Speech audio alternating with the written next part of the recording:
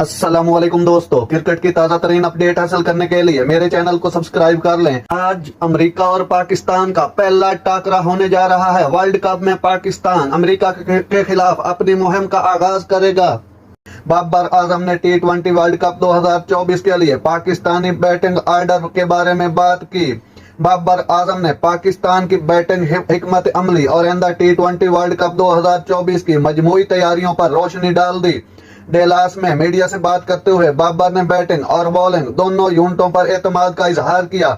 उन्होंने कहा कि हम अच्छी तैयारियों के साथ अमेरिका आए हैं। हालात तेज गेंदबाजों के हक में हैं। बाबर ने बैटिंग ऑर्डर की लचक का भी जिक्र करते हुए कहा कि ये सूरत हाल की बुनियाद पर तब्दील हो सकता है। किसी का बैटिंग नंबर तय नहीं है, ये सूरत हाल के मुताबिक बदल सकता है। उन्होंने वजाहत की शाइम अयूब की हालिया चैलेंजों के बावजूद बाबर ने नौजवान खिलाड़ी पर अपने एतमाद का इरादा करते हुए उसे गेम चेंजर